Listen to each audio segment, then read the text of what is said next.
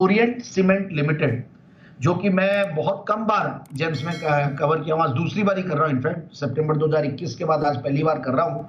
और रीजन ये है, ये स्टॉक सबसे बढ़िया बात है ऊपर के लेवल से बढ़िया करेक्ट हुआ, ऑलमोस्ट 300 रुपए के लेवल से करेक्टेड स्टॉक है और एक स्ट्रॉन्ग पेडिग्री वाली, स्ट्रॉन्ग बैकग्राउंड वाली। और उससे भी बढ़िया बात है इसकी जो शेयर होल्डिंग पैटर्न है, which is very impressive. It has always been very impressive. कभी राकेश झुनझुनवाला जी होल्ड करते थे और आज अगर हम नाम देखें तो कल जैसे मैंने श्री सीमेंट दिया था इंट्राडे पिक के तौर पे, वो टारगेट अचीव हुआ। उनके जो प्रोमोटर्स है हरिमोहन जी बांगड़, उनकी भी इसमें शेयर होल्डिंग है, तो उससे भी बहुत बड़ा कॉन्फिडेंस आता है। और बाकी above all CK Birla group company है, अच्छा इनका रीजनल प्रेजेंस है। 2012 में ये कंपनी एग्जिस्टेंस में आई, वैसे 1979 से कार्यरत है। ओरिएंट पेपर से डीमर्ज होके 2012 में दिखी है और 1982 से सीमेंट के कारोबार में है।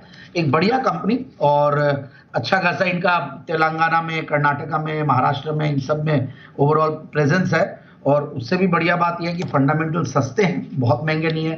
क्रेडिट रेटिंग देख रहा था, दे आर वेरी स्ट्रांग, मतलब उसमें कोई बात ही नहीं है, दो राय नहीं है, क्योंकि AA बिरला ग्रुप कंपनी है।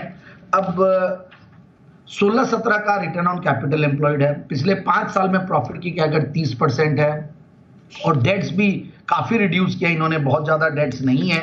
एक सीमेंट प्लांट के हिसाब से हमेशा जनरली ज्यादा दिखता है, बट 0.10। और मैं क्वार्टरली रिजल्ट्स देख रहा था तो बहुत ही बेहतरीन। इनफैक्ट कई मतलब पिछले जो क्वार्टर में 16% का ऑपरेटिंग प्रॉफिट मार्जिन था, उसके सामने 17% का है। So one of the best in few quarters. और 68 करोड़ का पैट है। पिछले हालांकि उस साल में भी 67 करोड़ का पैट था, बट इस बार टैक्स लायबिलिटी हायर थी। तो अगर हम उस हिसाब से देखें, पीबीटी के हिसाब से और ऑपरेटिंग प्रॉफिट के हिसाब से, तो बढ़िया है। और सेल्स इनफैक्ट अच्छी खासी 3000 करोड़ के ऊपर पहली बार बढ़ के आई है। और शेयर होल्डिंग पैटर्न की जैसे मैं बात कर रहा था, प्रोमोटर्स की तो है ही है शेयर होल्डिंग।